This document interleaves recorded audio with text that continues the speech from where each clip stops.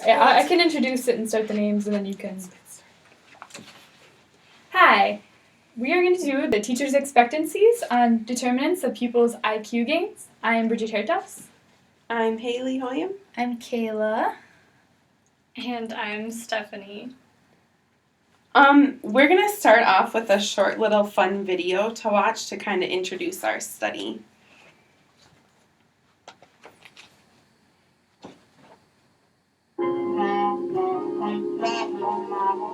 She said my name. Did you hear that? Did you hear how she said my name? Of course she said your name. She was calling the roll. But it's more than that. I feel that Miss Othmore really likes me. Don't be ridiculous. To her, you're just another student. On the contrary, I have the feeling I'm somebody special. Yes, ma'am? You want me to pound the erasers? Yes, Miss Othmore. I'd be glad to. Thrillville. See, I told you. Miss Othmore must like me. It's a privilege to be selected to pound erasers. I think we can all sort of relate to this little video. Back in elementary school, we can all remember times where we felt like we were noticed in a special way by our teachers, whether it was through receiving like gold stars for doing something or being like the line leader or the helper. It really did have an effect on us on how our teachers thought of us and what special things they did for us. The people that conducted this research were Rosenthal and Jacobson. They tried to ask the question of how does a teacher's expectancies about their students affect the student's intellectual outcome. The importance of this study is that it determines how much influence a teacher has in affecting a student's intellectual development in early years. The way this study relates to the textbook is in many ways, one starting with Vygotsky's sociocultural theory, which is based on the focus being in the child being the driving force in development and how the child has intrinsic desire and drive for shaping curiosity. And it also focuses on the child's development being driven by social interactions, normally by people that are older, so in this case we're talking about the teacher. Also Skinner's operant conditioning, because students who receive unintentional positive encouragement perform better, so that's how that one relates. Self-efficacy, which is kind of self-fulfilling prophecy. So if someone believes something's going to happen because for whatever reason, it has more likely to actually happen. So individuals' belief in one's abilities are influenced by encouragement from teachers and parents. The researchers' predictions for the results of their study was that when teachers are provided with information that may create certain expectancies about students, this could possibly result in teachers providing more encouraging behavior towards those special students. This could also cause greater intellectual gain for those students, and then that could happen and have negative effects for the students who did not have those expectations from the teacher. This study design is an experimental study because they needed to find cause and effect. This was the only way to find causation, whether or not this was really true, because as we have learned, they can't just correlate things because that doesn't answer the why and the how. And then this is also a cross-sectional study because it looked at first graders through sixth graders. Okay, the participants of this study was that it included students in grades 1 through 6, and there was actually 3 classes of students from each grade. So that made up a total of 18 classes of students that were used. And also in this experiment were the teachers of the classes, because they were the ones who had the expectancy effects. And it was done from students from Oak Elementary School. And the procedure. At the beginning of the year, the students were given an intelligence test called the Test of General Ability, or TOGA for short. But the teachers were actually told that it was a different test called the Harvard Test of Inflected Acquisition. And they were told this because they wanted the teachers to believe that it actually had something to do with how much of an academic bloomer they would be later in life. When in reality, the test actually had nothing to do with scholarly intelligence. It was more just tested on other things. And after the test was given to the students, the teachers were given a list of names of about 20% of each class. And they were told that these names of the children were going to be the academic bloomers based on the scores that they got from the test. But in reality, these names were just picked at random and they had nothing to do with the scores that they got on the test. They were just random names that were picked off a list, and the teachers were told that. And 8 months later, the children were given the test again because they wanted to see if the students who were thought to be bloomers by the teachers would have a greater gain than the other students. The research variables in this study, the dependent variable was the difference in the change of the test score improvement between the control group and the experimental group. The independent variable was the children that were involved in this study, and if they had been put on the blooming list or if they were just supposedly the average students. And then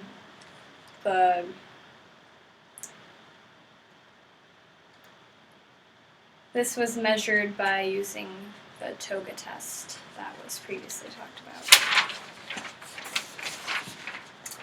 Alright, we have a couple of graphs on results here. Do you guys notice anything about the graphs? Wait for answers. Okay. To explain the results more thoroughly, the researchers found that over the blooming students, they showed a higher IQ increase than the average students in the younger years. So we're looking at the first and second grade. This graph, or this bar right here, is the blooming students. So it's a very big gap there. But when you get closer to the 4th, 5th, and 6th grade, it's pretty average. So yeah, Haley will explain why that happened. An explanation that the researchers tried to do, since these two first and second graders were such a larger gap as compared to the older kids, they explained this since using the fact that the younger kids were maybe like less well-established reputations in school. The expectations from their teachers are really like the first time that they're getting this experience, like these expectations in an educational environment. Also, the younger kids are just more susceptible to unintentional expectations from their teachers, and oftentimes teachers of younger students really communicate a lot differently with the young kids than what older teachers do with older students. In the last graph, it was the first and second graders who showed the most difference in IQ gains. Or scores. Anyway, here is a closer look at the difference. This graph shows the percentage of students with each point gain from the first test to the second test. And again, you can see in this graph that the experimental group, or the bloomers, there was twice as many students with gains than there were as the control group. Like you can see right here, there's about 80% of the children had gained 10 points, where only about 50% of the control group gained 10 points. And as you can see, it's kind of the same long graph. So this kind of shows that, at least in the younger grades, that there was a difference between the bloomer, or the kids thought to be bloomers, and the other children. And so with this, the hypothesis that the children that were labeled as bloomers would be treated by the teachers and therefore would do better, that hypothesis was correct, but it was really only correct for the younger grade students, as you can kind of see on the graph. So, yeah. Later research done based on the study that we're discussing was done by a group named Chaikin, Seigler, and Derlega in 1974. They did a lot of the same experimental research where the teachers were told that certain students were brighter than others. their reactions were actually videotaped, and it was seen that teachers favored the brighter students in subtle ways. So this was almost a step up from our research because they had videotapes so you could see all the little interactions. Recent research has also been conducted dealing with cultural or racial bias on IQ tests and if they're ethically correct. So some people criticize this study because they don't know if giving IQ tests to children like that is ethical, an ethical way of research.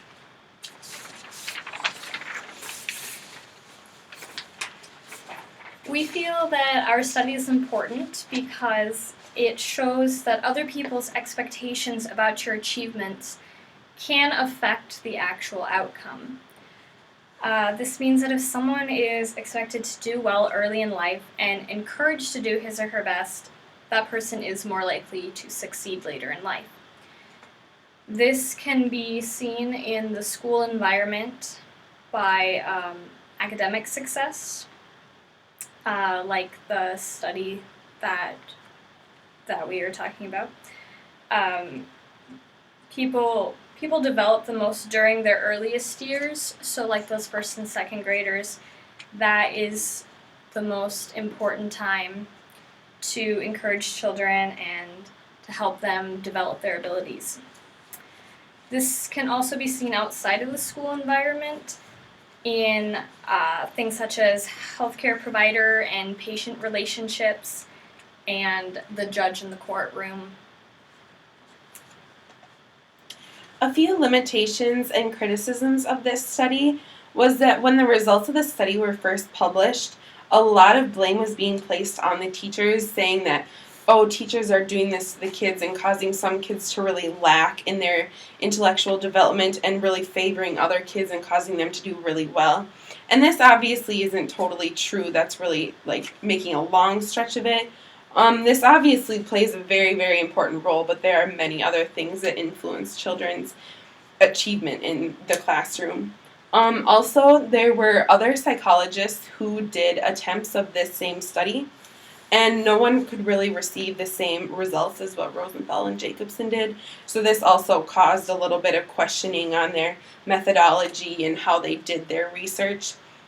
And then a few limitations would be the cohort effects of the fact that it was a cross-sectional type of research. There may be a problem in that the research was only conducted in 1 year of each grade level instead of over a longer period of time. There are several ways that our study can be applied to real life. One way is that just in general, one should support and encourage their children or anyone that you may influence at any age, because this study has shown that it does have an effect on the outcome, especially of younger children.